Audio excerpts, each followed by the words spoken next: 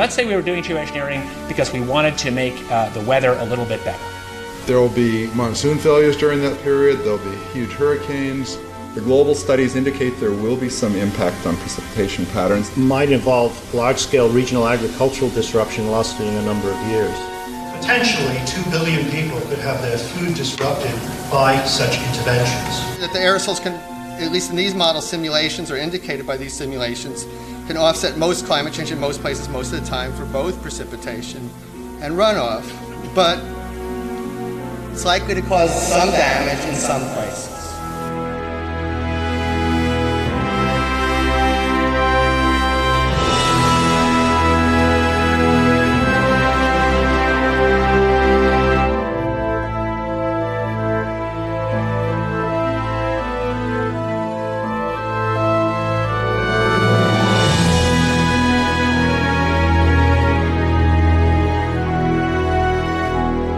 When I grow up, I want to be either an artist or a teacher. I want to grow up in a world where there's lots of nature. I love nature. How can I look my children in the eyes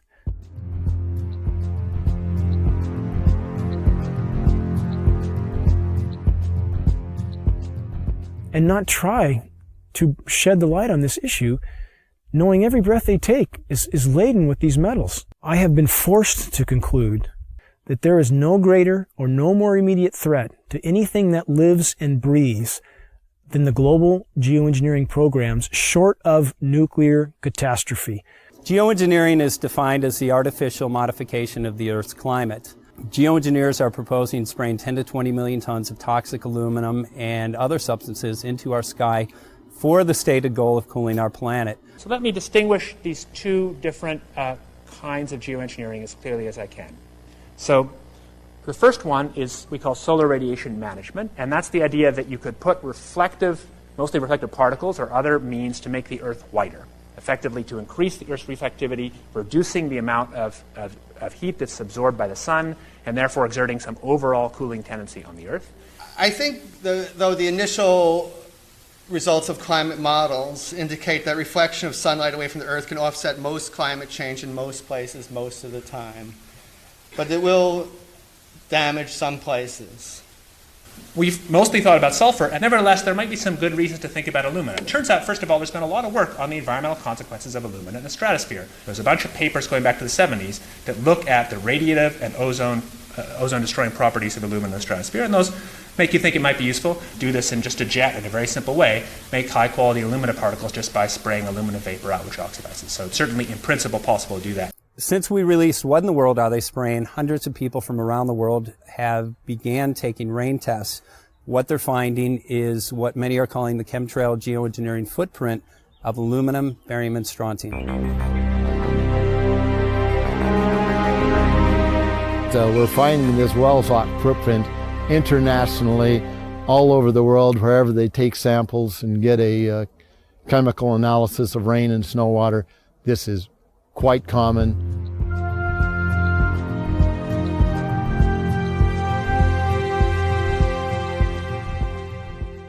Wherever you see the jet chemtrails go over, you're going to get aluminum, barium, strontium coming down on you.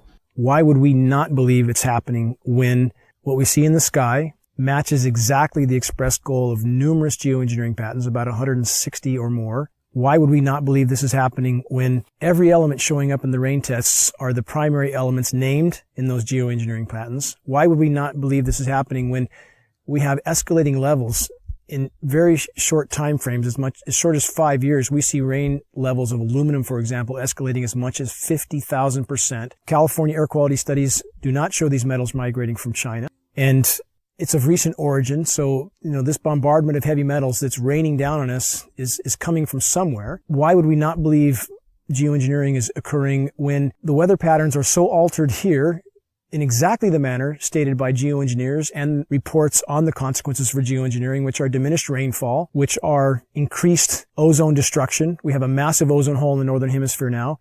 Should aluminum be in the soil in the rain?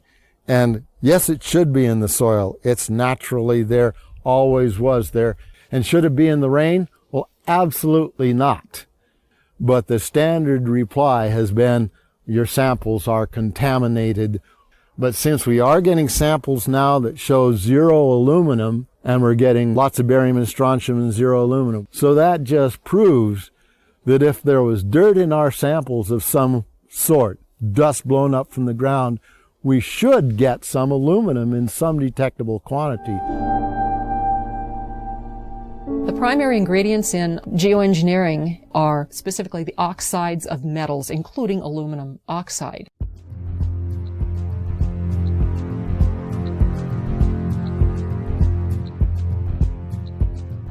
This is devastating to plants, totally devastating.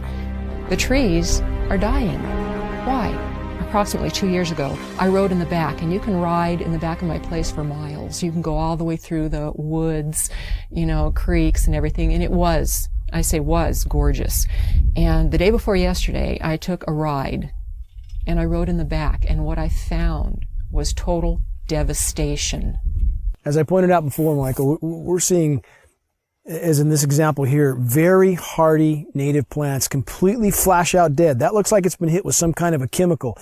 And we've only seen this in the last couple of years. And there's another one there, back over there. We're seeing mature madrone trees, which are 70, 80 feet high, flash out dead, just like this. USDA refuses to investigate it. The pH typically around here should be about 5.6. Well, since the contrailing got heavy, I watched the pH here in these forests, go up, I guess would be the word. From 5.6, it went about 20 times more alkaline.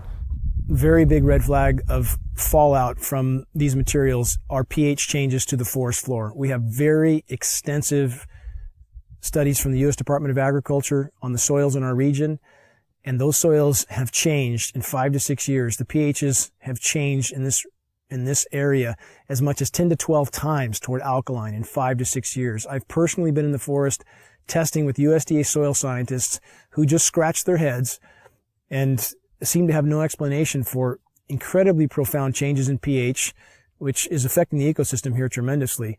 Aluminum buffer action, aluminum hydroxide is what we think it is, plus the barium carbonate, strontium titanate, strontium oxides, barium oxides, probably some aluminum oxides in there, that this has apparently driven our acid soils about 20 times more alkaline to about 6.8.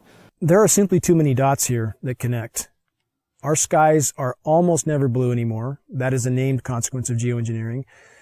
The amount of lost sunshine hitting the planet right now is beyond belief. If people look up the term global dimming, they will see that fully 20% of the sun's rays that reached the planet several decades ago are no longer reaching the planet.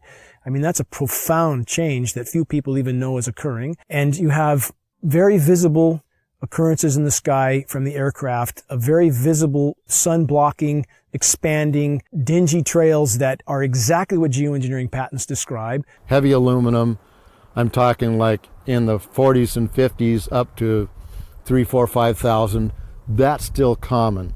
Barium, strontium to somewhere 40 or 50 to, again, about 2,000 or 3,000.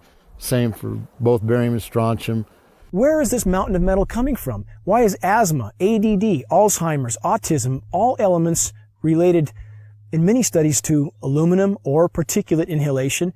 Why are these ailments going off the charts with no apparent explanation? Why has respiratory mortality in the continental United States gone from 8th on the list to 3rd in 6 years? And no one seems to ask any questions. Why every other person has asthma now? Why every other commercial on TV is an allergy medication? And again, when David Keith, the world's most recognized geoengineer, was asked on the record, had there been any studies done as to the consequences of dumping 20 million tons of aluminum in the atmosphere, his answer was patently no. While geoengineers claim that their models are to cool the planet, a number of studies now are arising that indicate, yes, temporarily there will be regionally cooling as these particulates reflect the sun. However, they actually at night act as a blanket and will warm the planet. So the question now remains, why in the world are they spraying? One of the things that geoengineering is about when you're environmentally doing something with the atmosphere is that you can be engaged in weather modification. Historically, weather modification in the United States began to be looked upon in the 1940s as something that people would want to do.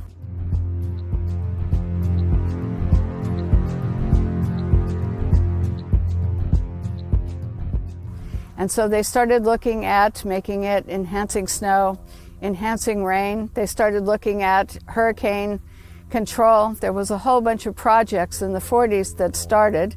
One was Project Storm Fury, which turned into a disaster when they tried to modify a hurricane. I'm Mark McCandlish.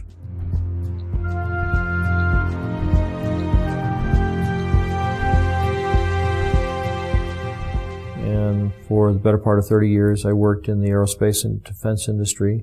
Had a secret clearance twice during my career. Some of the technology that I saw or participated in the creation of tends to play a role in some of the things that are used to control the weather. The very distribution process is being employed in the aerosol campaign, manipulating the weather, crops, taking over the food production or controlling the food production. The military applications, the process evolved when they realized in the 1800s that you can put things into the environment that will influence the uptake of moisture and where it drops out of the atmosphere again. My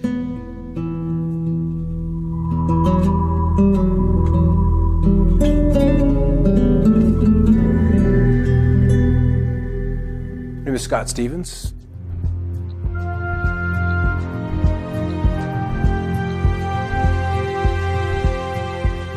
I was a television weatherman for 20 years.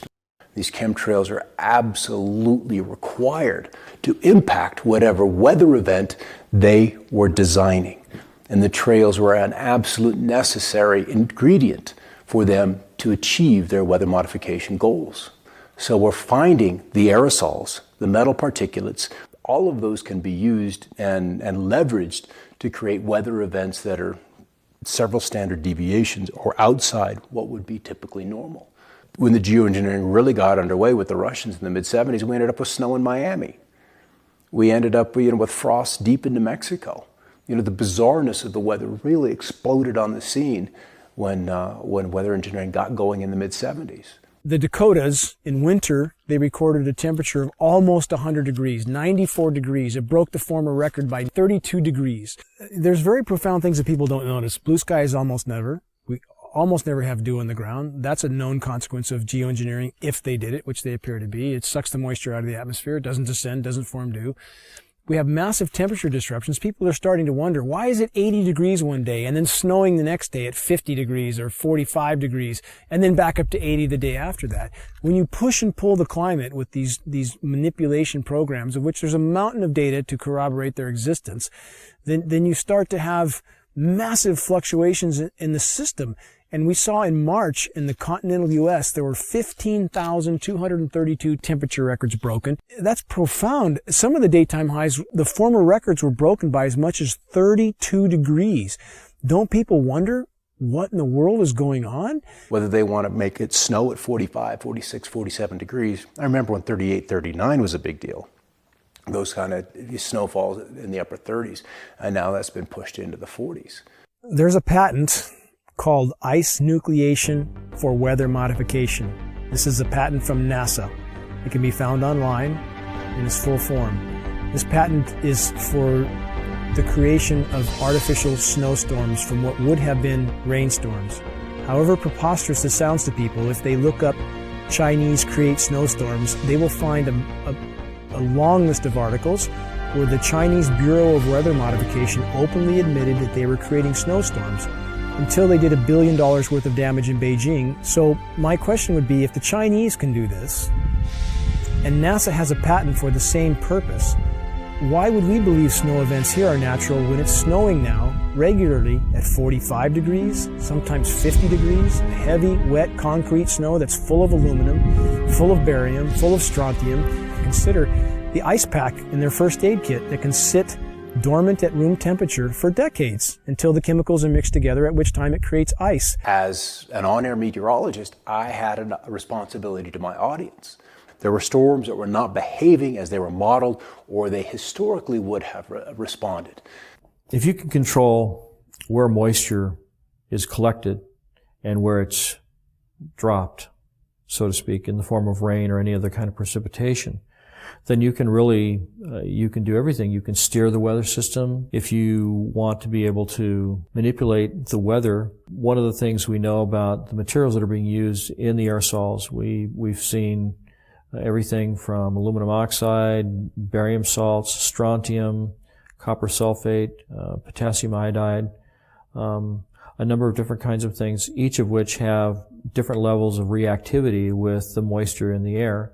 Some, like aluminum oxide, tends to sequester the moisture. The aluminum oxide nanoparticles, which are microscopically fine and uniform in size, attract the humidity, the moisture in the air, and it basically forms like a nucleation process where the moisture condenses on these particles. With cloud seeding, the cooling will be achieved by making clouds reflect a bit more sunlight back to space than they would otherwise, and less sunlight reaching the surface would tend to cool the planet. These aerosol particles act as something called cloud condensation nuclei, and these are sites where these particles act as sites where cloud drops can form.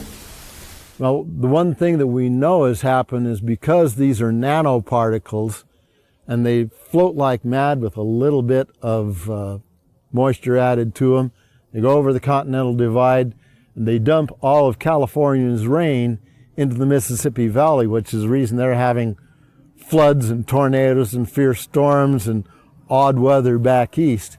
The effect here in California is drought. Now then, if you hit that area of the sky with a beam of a particular kind of radiation, and you can heat those particles up, just like heating up, your cup of coffee in the microwave, these particles begin to vibrate and resonate if you use the right frequency of RF energy, that they then heat the surrounding air, and they will take all of that air and the moisture that's in it to a higher altitude where it's much colder, and it'll condense and then become a low pressure system.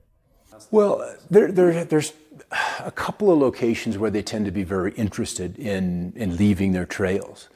The big one and the surprising one for me is under areas of high pressure, where you would expect to see the blue skies, the dry conditions. Those are prime targets for trailing. A couple of reasons. High pressure is stable. It's relatively still. We've got the clockwise flow around it. And if you accentuate the high, and so it's very easy to add those particulates of aluminum, barium, and whatever else they want to put in there. And as you add heat to that, those particulates then radiate the heat into the atmosphere and it warms. And what does a warming atmosphere do? Boom, it expands. And so that's one way. It's a very simple way, but it's very apparent. Because under the high pressure, it's supposed to be quiet, it's supposed to be still, it's supposed to be blue, and we're not seeing that. Then as the storm approaches, the high begins to recede, and then they're running the flights back and forth, back and forth, back and forth, and literally seeding the leading edges of the cirrus. So the cirrus canopy is accentuated. That cirrus canopy, which would maybe be 200-300 miles out ahead of a cold front, is now 450 miles.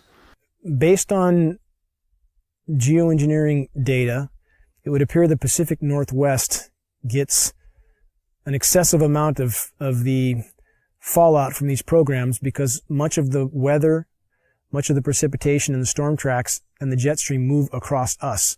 So, as stated by globally recognized geoengineers like David Keith, that's the type of area they would want to seed these particulates as incoming fronts start to cover landfall.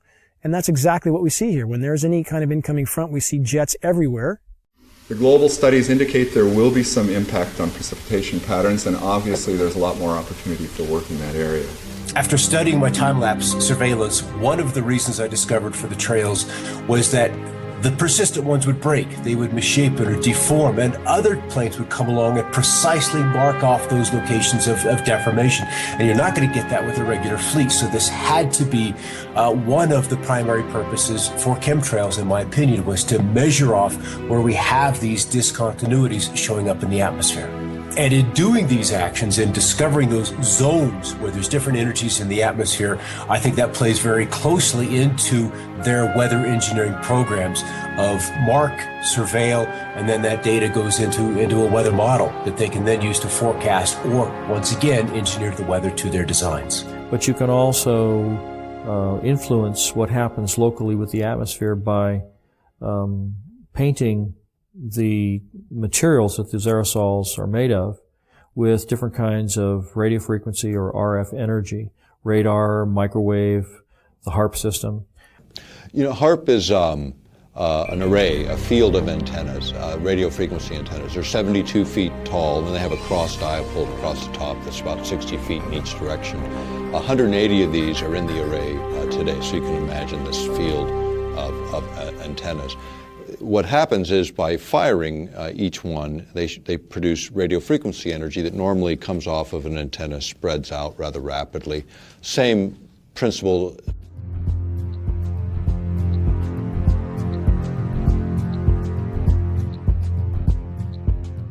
Principles in physics would be like a flashlight shining on a wall. You know, you start with a narrow beam, and by the time you hit the wall, you've got a wide beam. The idea with HARP is to get it to focus or concentrate that radio frequency energy so it doesn't spread out, so you can hold it tighter together and then manipulate it in very specific ways.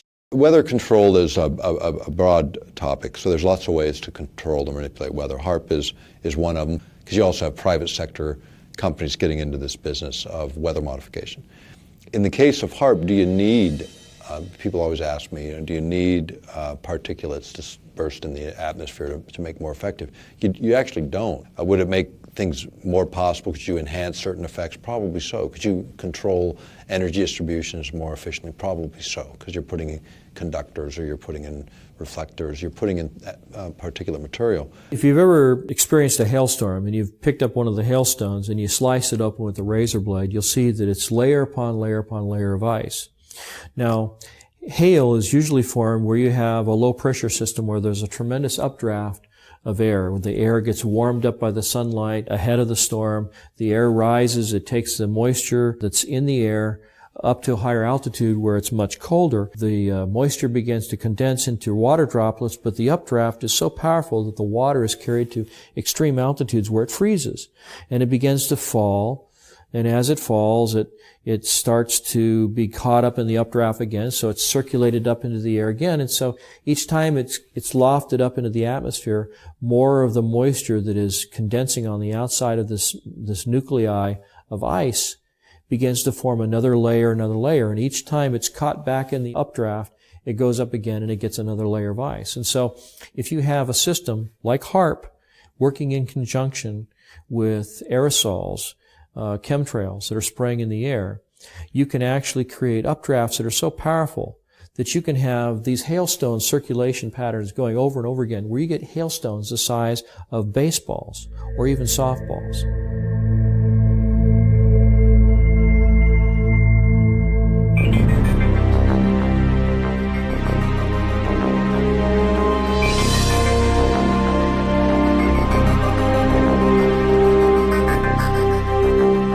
Weather has always been a strategic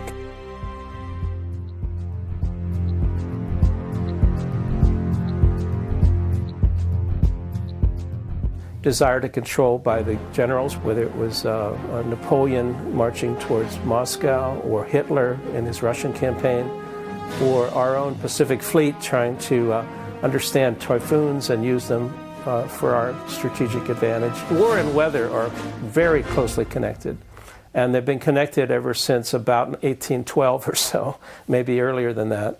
Hannibal had to face the snows in the Alps. And so there's a long history of weather and warfare interactions. Environmental manipulation is like the ultimate method of covert warfare, because you can literally shut down food production. You can create a situation where the people within a country revolt against their own government. And you're invited in to mop up the mess. The issue of owning the weather by 2025, which is a military publication, we've quoted it as far back as, I think, 94, 95 even. But you go back to these earlier reports and you look at sort of what was the objective, and the objective is exactly that: control the battlefield environment. Environmental factors give you an absolute advantage. If you can weaken your adversary before you have to fire the first bullet, maybe you even win the war. Whether it's incredibly historic sandstorms when we're invading Iraq, or you want to drought out or flood out a dictator that you're not happy with, or obscure a beach when there's a landing, or if you just want to make money on the futures market. Owning the weather by 2025, using the weather as a force multiplier. And this kind of goes back to what I was saying before about if you can control where a weather system goes and how much or how severe the weather system is, then you can do other things, like you may have heard more recently that many of the aircraft that we've been developing are what they call all-weather capable, which means that they can fly in any kind of weather. They can shoot and target the enemy under really nasty weather circumstances. And these are all things that you can use to your advantage if you happen to be controlling the weather also, because you can have a terrible storm front come in and make it difficult, if not impossible, for the enemy to operate on the ground or to fly their aircraft if they don't have aircraft that are as sophisticated as the ones that you have. And so by creating or using the weather as a force multiplier, as the title implies, that you can achieve an advantage over an enemy force that gives you the upper hand. One of the ideals of the Air Force is to have this all-weather Air Force, or to have their pilots coming back safely and using the weather as a salient against the enemy and clearing out their own airports from, say, from ice fogs or from bad weather. And so if the idea here is that if we can fly and they can't, that's a great military advantage. There was also research studies on hurricanes that the scientists were truly curious about the behavior of hurricanes, but their military patrons were very interested in how to steer them or direct them in certain ways, almost as a guided weapon. This jet stream that's moving across, and it shoots 50 miles north and then 75 miles east and then drops back south again and then kind of goes on its way. And they attributed that little dog leg in the jet stream in Alaska to swinging storm systems out of central Texas into central Florida, where they deposit a couple of tornadoes in the middle of Orlando that were like really rare to see in that part of the country. And so people remember that event and they remember that situation. But it'd be a good example of a very small change in Alaska in terms of a jet stream and what kind of a lower 48 effect that would have. And that's again where weather modification, small input in one place can have tremendous change and unexpected outcome in another. You can create weather systems that are so severe they culminate in battlefield denial, where the enemy is not able to use the roads or the bridges or get through the environment because the weather is so severe. And you can use the weather to destroy his crops, deny him a food source, destabilize his population, because people get hungry. When they're hungry, they get angry and nasty and they don't like what's happening. So there are lots of different things that you can do with the materials. It's all how you use them in the environment, how you apply it.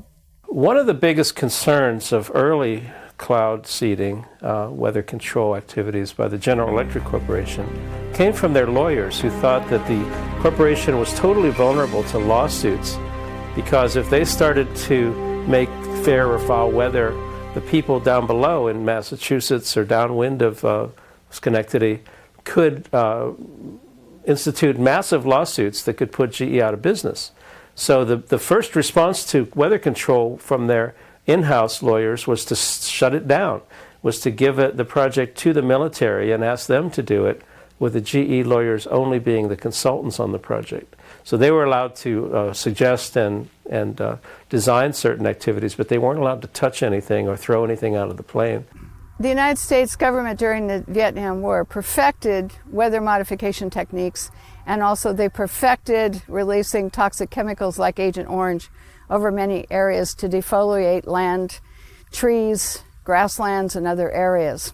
But this is technology that does come up, and it comes up when you see that the technology advanced far enough to where the practicality of utilizing it in the battlefield environment and the temptation by administrations. I mean, the best covert war is using the environment itself against your adversary. It was a military moment, and it was actually from pretty recent history. And this was the U.S. military thinking that they might be able to control the monsoon over Vietnam during that conflict. And so only a handful of top-level military advisors and the president were informed that they were going to try to make it rain over the Ho Chi Minh Trail and try to have some military advantage by doing this kind of intervention. When you start talking about manipulating the environment, we have treaties that go back to the mid-70s that forbid this, number one, as weapons of war. So the perfection of weather modification took place, but it became apparent that using weather modification for wartime purposes was not acceptable to the United States government and other nations of the world. So therefore, the NMOD Treaty came into being and was signed by the United States government after passing Congress. The reason it was signed and implemented was because it would ban warfare, weather modification techniques and use during times of war. Almost all of our treaties that we've signed, including the non-proliferation, counter-proliferation treaties, chemical treaties, the ones that were signed recently, last few years, back maybe a decade now, I guess time goes. But they had domestic exemptions, and so does the environmental treaty, where you can do whatever you want in your own territorial boundaries. When you start manipulating weather in one part of the planet, it doesn't look on the ground and say, oh yeah, wait, this is the boundary of a political boundary. It fails to recognize those. So you start to talk about geophysics and manipulating the planet itself, then it's a question of those kinds of exemptions shouldn't even be allowed. Meteorology and the military have a very long history, as I said, and it goes into the strategic advantage that multiplies your traditional force, that is your armament, into using nature to your advantage as well. They want to create a storm in the southeast, then they'll start engineering out over the North Pacific. That's where the trailees will be, because you want to work out several days ahead of time so you have less input, and you multiply that over a couple of days, you can have a big result in 5 days' time. So small input upstream, big result downstream. And one of the rules is always work with what's coming. Don't try to necessarily work against it. You can kill a storm in place. That's easy to do with HAARP. You just change the polarization, you change the ionization of the atmosphere, and the storm will fall apart. It will affect the setting up of the storm tracks, the jet stream, the location of the storms. And so you end up with an intervention on the solar side of things would pretty directly begin to affect the weather patterns. And so climate control, or attempted climate control, and weather control rely on this very large spectrum of intervention. It's also true that if you can forecast climate, you can control a lot of futures markets, and you could know if you had the best information or if you had some leverage over what the climate system is going to turn out to be, you would be able to invest in advance in all your crop futures and your agricultural activities, and not just agriculture, but weather effects. I think it's something like 80% of the U.S. economy is weather sensitive, and so all kinds of businesses would like to see some weather edge, some advantageous information that they would have. It's absolutely entirely possible to profit from the weather.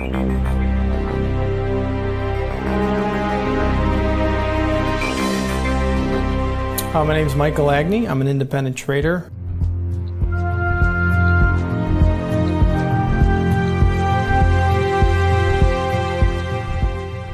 Trading commodities at the CME Group, member of the Chicago Board of Trade, and have traded derivatives and futures cash for over 15 years. Weather derivatives are financial instruments that firms would use to hedge risk concerned with adverse weather conditions. The first weather derivative was originally traded by Enron back in 1997. Weather derivatives started in 1999 at the CME Group. Big utilities, reinsurers to hedge against hurricanes or tornadoes or flooding, some sort of catastrophe, hedging against a cooler summer or a warmer winter. Let's just say I was insuring a product for $5 million, no matter what it was. Let's say if I was a utility company, a farmer, whatever it was. Let's say I had $5 million worth of crop, but I can do derivatives that are worth double that amount, and I can control the effects to where I collect on the insurance that's worth $10 million as opposed to selling the crop for $5 million. Yes, I could definitely profit from that. 2010, 2011, Southern Illinois, Missouri, those, we had a high peak of tornadoes and those types of adverse weather conditions definitely raised the price of commodities as well as drove the volatility, which also raises the price of commodities. You're going to make more money if a crop fails. You're You're creating insurance that's over the price of what your crop is worth, let's say. So if you can control the weather, you control how these products grow. And if you had an insight to how these products were actually seeded and what products you use to actually grow those items, corn, soybeans, and you can control that market, it's unlimited profit potential if you can control the weather. If you want to send, cold into the Midwest, you buy up pipeline capacity, you buy up options on heating and cooling degree days, you buy derivatives off of rainfall. There are mechanisms that you can make hundreds of billions of dollars annually and defray a huge chunk of the cost of this just on the Chicago Mercantile Exchange, playing with derivatives in the weather market. Weather derivatives are basically, you're betting that there's going to be a weather disaster, and you're betting that it's going to occur within a particular time frame in a particular location, and then, the money that you put up basically is like a bet. It's like a wager, saying that this incident's going to happen here, and then when it does happen, there's a big payoff. And that big payoff is something that motivates people to continue to participate in this kind of thing and maybe even feed the very process that's causing the bad weather to happen. Particularly if there's a connection between the people that are seeding the clouds and the people that are making investments. This is a new opportunity. It's a new tool for investors.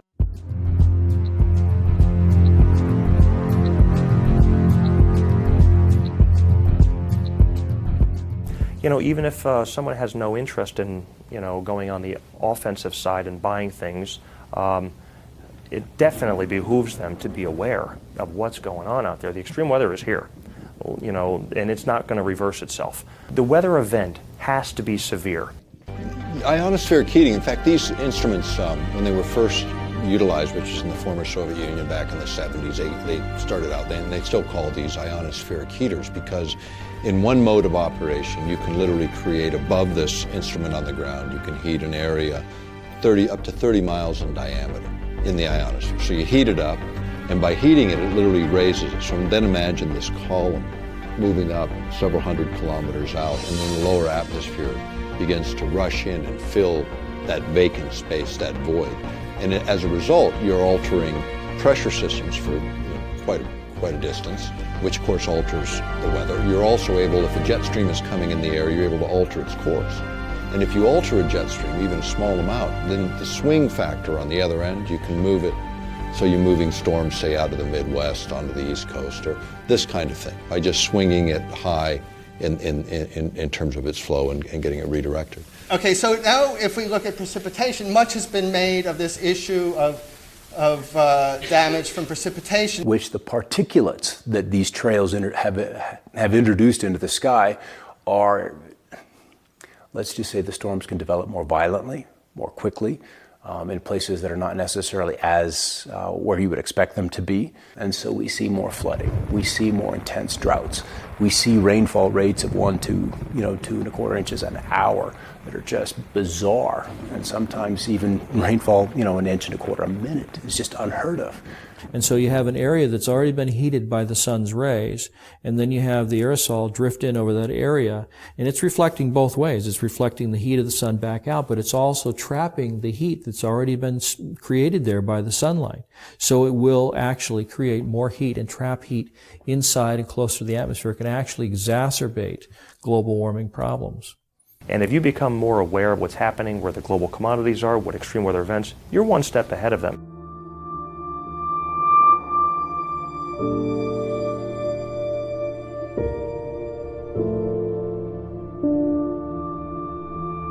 The nature of the risk and our ability to respond to the risk is much greater in the case of the scenario that might involve large-scale regional agricultural disruption lasting a number of years.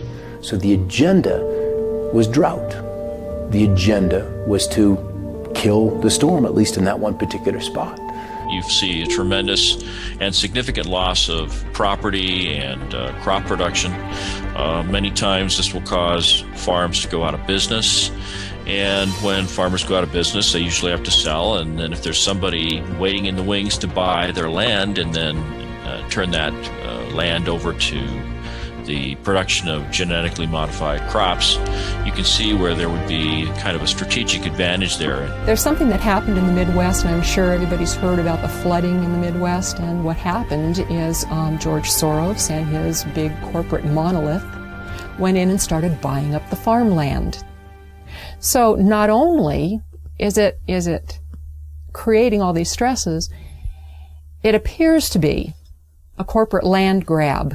In other words, when the farmers, the small farmers, go out of business, they're wiped out through these droughts and everything, then the big guys come in, buy up the land. And if you think of Western history, there's a lot of it concerning water rights and even water wars. And so they were shooting about access to water to water your livestock. And now people are thinking, or at least the people who are involved in weather control sometimes think about the river of moisture above our heads. And geez, if we could just tap that. But that too is a water right that would involve access to people that felt that maybe they had prior rights over it. You're reducing the food security of people through deploying these kinds of approaches that potentially 2 billion people could have their food disrupted by such interventions.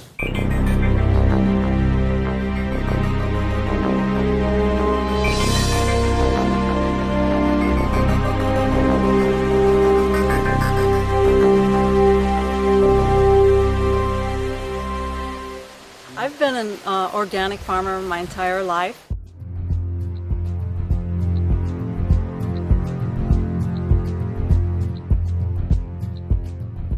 And I've been, in the last 8 years, been certified organic. And so I've been growing food in a way that feels healthy, where I have the most energy. And now it's not so healthy. I want to pass a really nice, healthy soil, rich soil, earth on to the children and have it be fertile. My name is Joel Gil Coca. I've been farming in this land for about 5 years.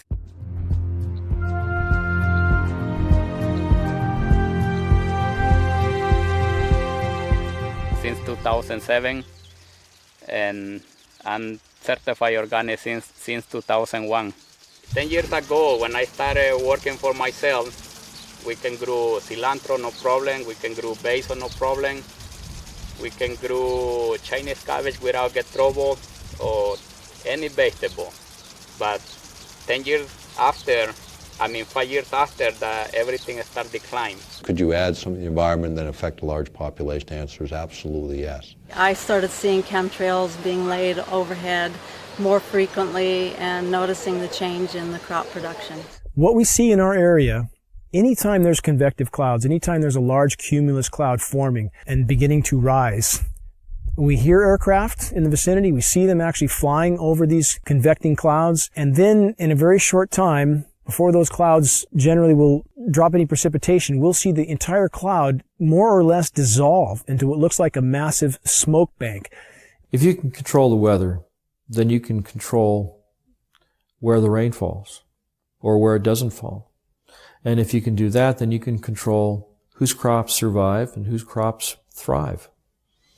And if you happen to be favoring a corporation or a group of corporations that are flooding the market with genetically modified crops, you can see how manipulating the weather can actually change the market share that one or more corporations have. And there's lots of different ways that you can do it. You can do it by denying precipitation or by giving too much. You can cause, unusually large hailstones to come out of the sky and completely obliterate a crop of corn. There's lots of different ways that you can do it.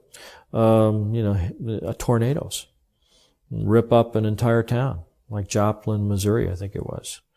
If you look back at the tapes of those weather systems and you look 5 days prior to that, you'll see that in those days preceding those events, there was all kinds of aerosols being sprayed all along the California coastline, where the moisture for those storms came from, where those storm systems originated.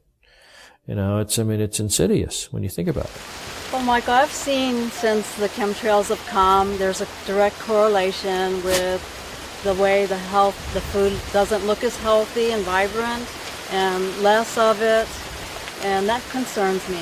And of course, all crop losses are related to weather modification problems, either climate, worldwide weather, or local weather, which is called microclimates.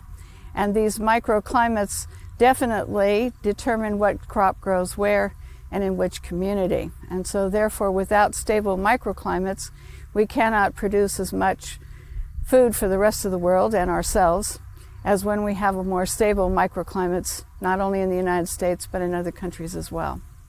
We fertilize it really good, and they still have a lot of trouble to produce.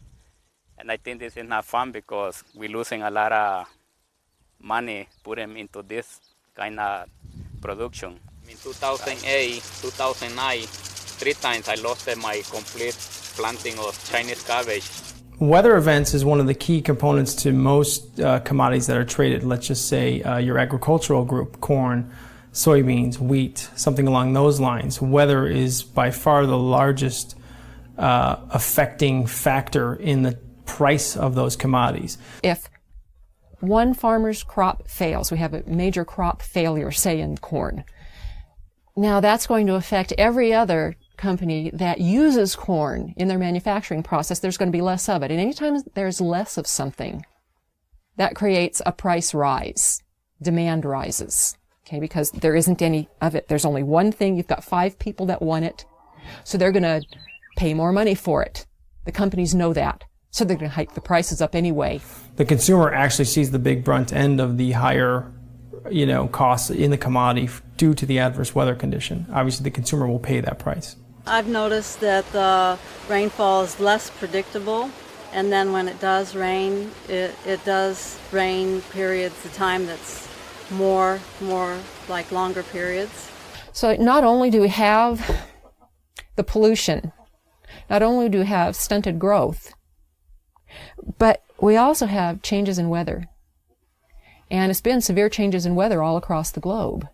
I don't have a clue how bad they are, but I know they are affecting already in certain plants, like basil, cilantro, and sometimes the broccoli gets too much fungus. It can be from those things because no matter what we do, it doesn't fit. It's not working right. It appears to be a fungally related ailment, and if one looks at the species extinction rate, which today is estimated to be 1,000 times natural variability, that's 1,000 times normal, a figure you'd think would alarm most reasonable people, which is 100,000% of normal, and 70 to 80% of that extinction, plant and animal, is related to fungal infection.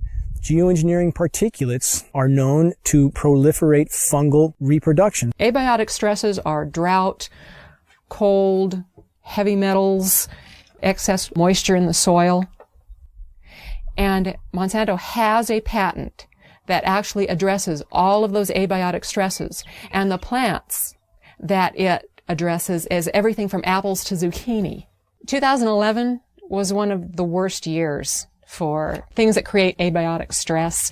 They had 12 worldwide severe weather problems. This destroyed a good portion of the food supply. Now I'm having a hard time growing cherry tomatoes outside under these conditions, and I've turned to having to build a greenhouse where I'm now growing large tomatoes, heirlooms, and they are producing really nice big tomatoes. I see that the tomatoes that I planted now are really healthy and the ones outside are dying. The Midwest grows 40% of the world's corn, and it does have a tendency to flood. So we can expect more and more flooding. According to the statistics, the EPA statistics say that there's going to be more and more flooding. Monsanto is one of the world's largest chemical companies.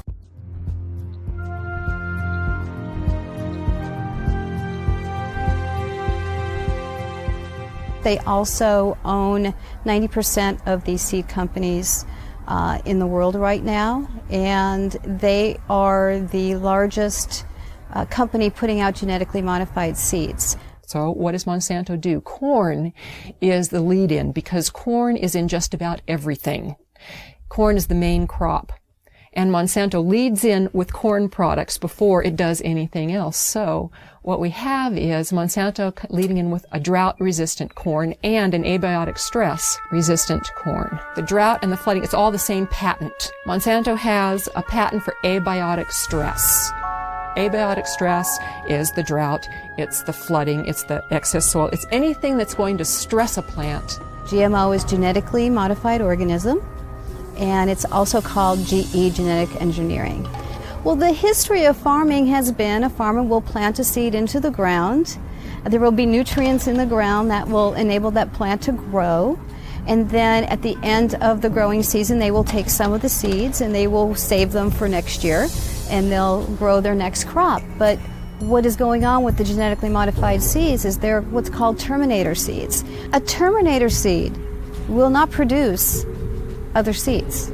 With the terminator seeds, these farmers have to go back to Monsanto every single year and purchase these extremely high-priced seeds. There have been studies outside of the United States showing that genetically modified seeds, the plants that come from them, are extremely harmful to humans and other life on this planet.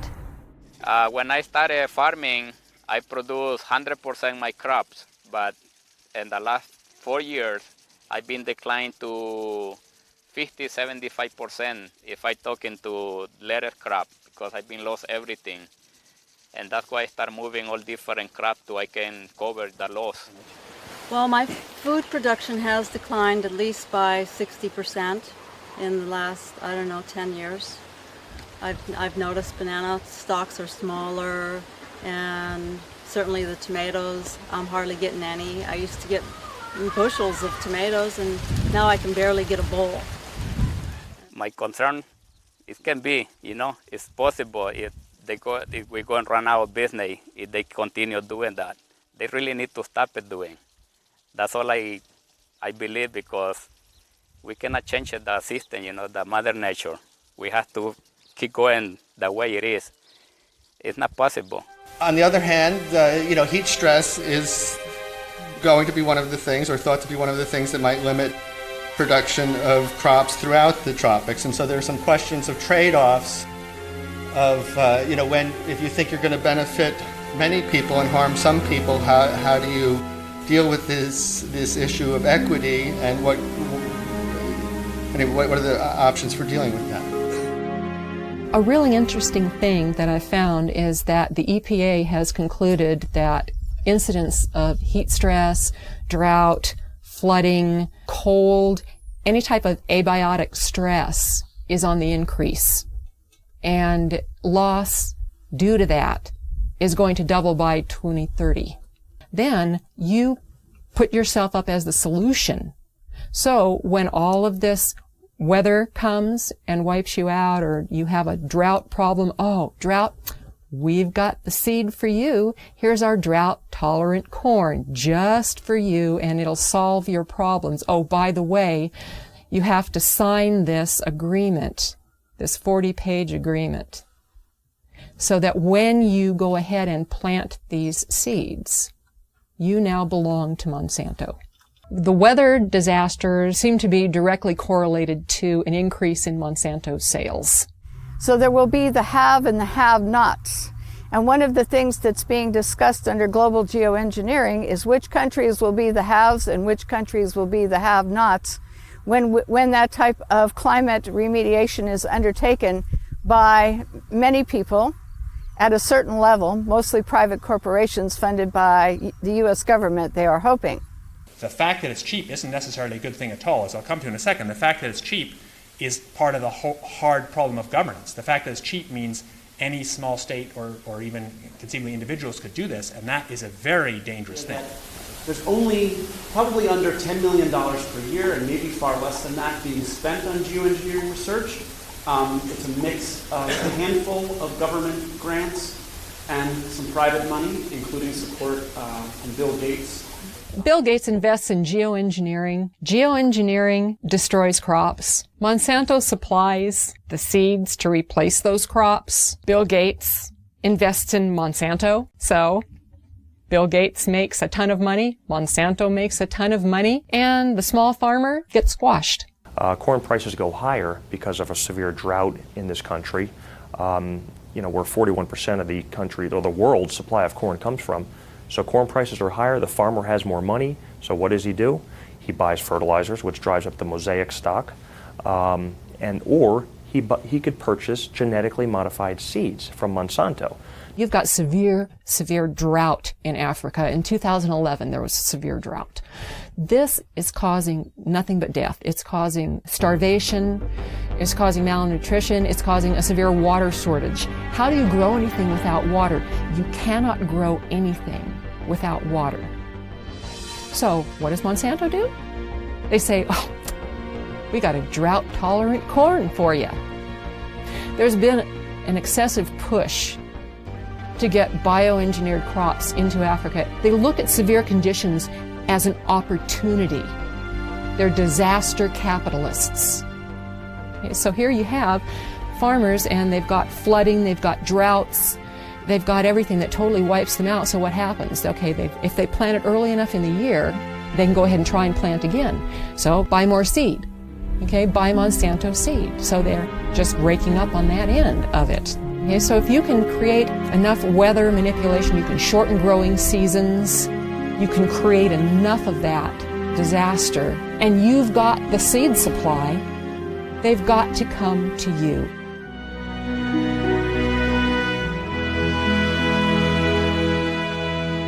Geoengineers have stated on the record that if global geoengineering was started, it could cause droughts in Asia and Africa.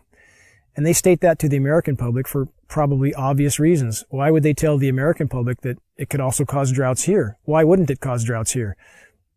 There's nothing special about America and the geography here that would not have the same effect as Asia and Africa. If the atmosphere is filled with particulates, those particulates diminish and disperse rainfall. Period. There's too many condensation nuclei, so the water droplets do not combine and fall as rain. They simply adhere to those tiny particles and migrate further, and that's exactly what we see. One of the suggestions about geoengineering has been that we genetically modify trees and plants. We genetically modify crops to be aluminum resistant, and this is ongoing at this time.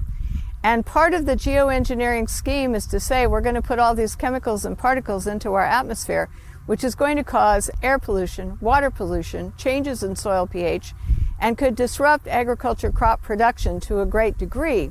So therefore, instead of saying that maybe this isn't a good idea that we pollute our air, water, and soils with the chemicals we're going to put into the atmosphere, which do come back down, there is a scheme abounding, which is happening right now, to modify some crops so that they are aluminum resistant to the types of chemicals and particles they're going to put into the atmosphere. It's just going to get worse until the point where we're not going to be able to grow anything at all unless it's a Monsanto genetically modified, abiotic stress resistant seed. The chemical companies and the and Monsanto and all of these companies are working together to make us totally dependent on their products for growing corn or growing any kind of agricultural product or trees, whatever. We're going to corporatize not only where the rainfall goes and who gets it through geoengineering and weather modification schemes, but we're also going to say that these are going to be the only crops that are going to grow in areas where we're putting in toxic chemicals that are coming down and altering the soils. One of the most basic things about human society is that we need food and water. And these are two of the things that are most severely dependent upon good weather. Rain at the right time of the year, sunshine so crops can grow, not enough sunshine and they don't grow, too much water, the plants die, not enough water, the plants die. All of this goes back to the amount of food that's available. So if you starve people, they will be vulnerable. They will be much easier to manipulate and forced to do whatever a government wants them to do.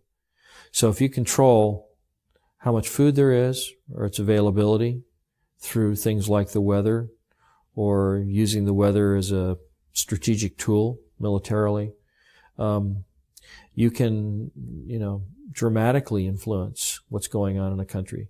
And by doing that over and over again, sequentially through a region, it's possible that you can change the political spectrum over an entire region by doing this over and over again. Maybe even, do it over a much wider region, create so much instability that you're able to, come in and say, oh, we have these wonderful fast-growing crops, genetically modified, and this, you'll have something to eat in less than 3 weeks, and I imagine that, if you can control the food supply, that you can then consolidate the financial and the political interests of a country.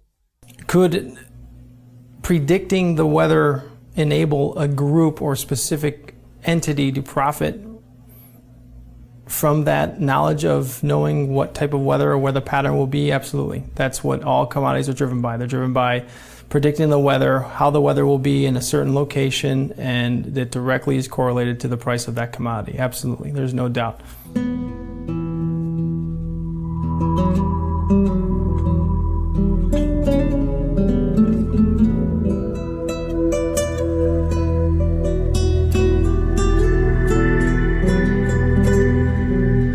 While there are a number of agendas associated with these damaging programs, one thing's for sure, they can be used to control our weather and thus corporatize every natural system on the planet.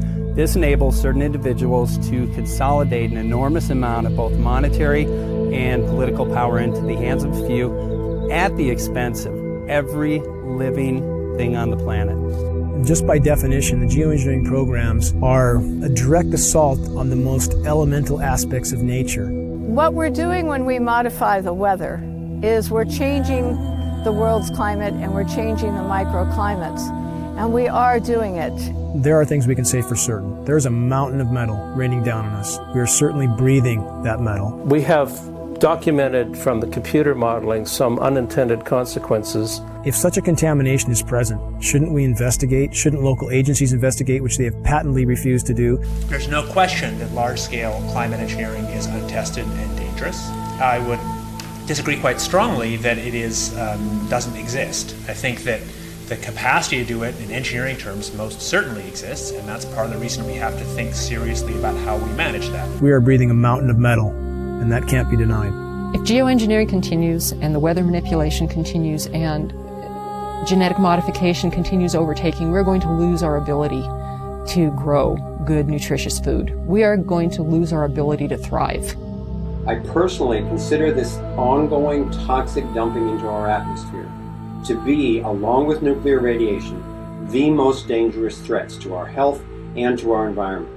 We've seen UV scales go off the charts, which are a known consequence of geoengineering, ozone destruction. We've seen rainfall patterns disrupted in ways that meteorologists don't seem to be able to explain or predict. The challenge that all of these weathermen face, all of them, whether they're aware of it or not, sooner or later they will be aware of it. And I went through a period after the epiphany of, how did I not see this sooner? How? I mean, seriously, I'm supposed to do this for a living. How did I not see this? We seem to have lost our moral fiber and our ethical compass when we talk about that we all should live within an experiment that somebody else is conducting. If you knew or could predict the weather at any given time, in any given area, then you control the fate of mankind and what they pay for everything. Washington is not responsive to the average person. It's responsive to commercial interests who can spend millions on campaigns now without restriction, who literally drive the policy making in Washington, D.C. I guess I'm under the belief that you can't control the weather. I hope someday we could control the weather. Power becomes an addictive thing. We're taking what the Creator has created, usurping His authority, and bringing it under the authority of corporations. I'm worried that one person or one group would try to have that much leverage over the whole planet. I don't believe that anybody has the right to play God. especially when they're putting particles and chemicals into the atmosphere, which there's unintended and consequences that are known. We don't know it all. We cannot assume the role of creator without dire consequences. This is not a good idea, and this is not a reason to take and do a test. The atmosphere and the earth belong to all of us. It provides the food we eat, the air we breathe, the water we drink, and no one should have the right to own it.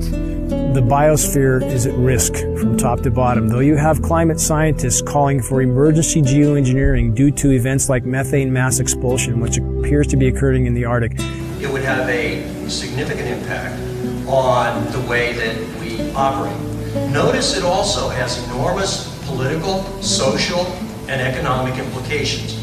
And so we don't want to have some giant planetary oops, capital oops, in which you have a loss of life. It's much, much harder to actually figure out the environmental risks and effectiveness of these new methods than it is to cook them up. They're creating an artificial environment to replace the natural environment. Shredded ozone layer, global droughts, toxified soils, poisoned populations.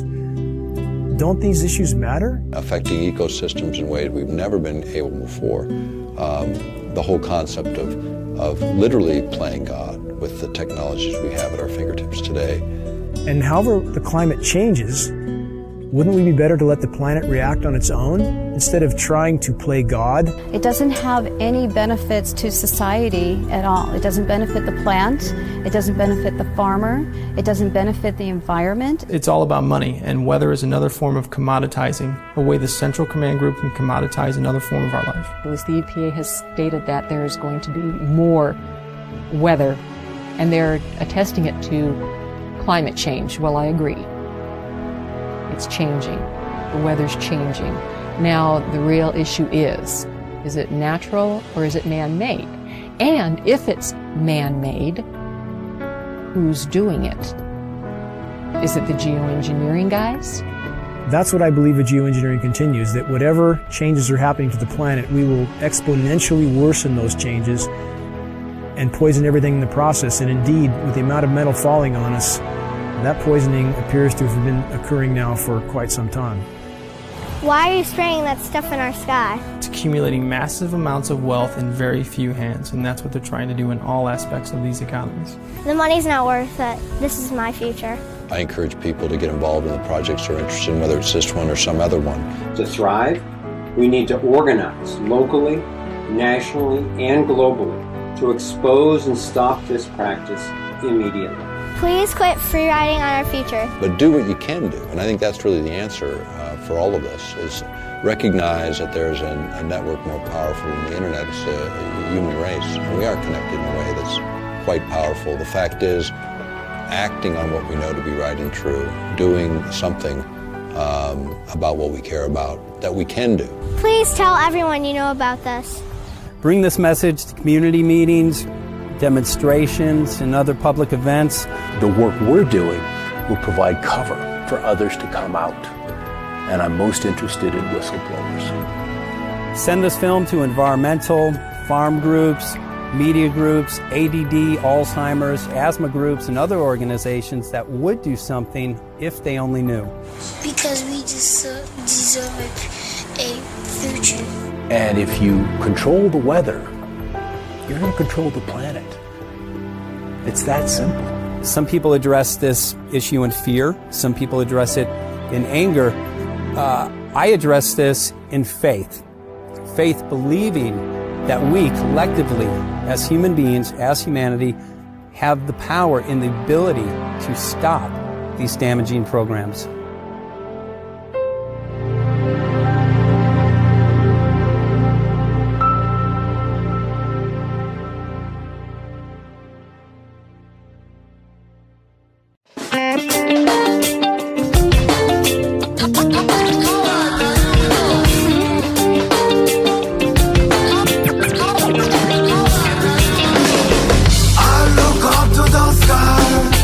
Can you tell me why?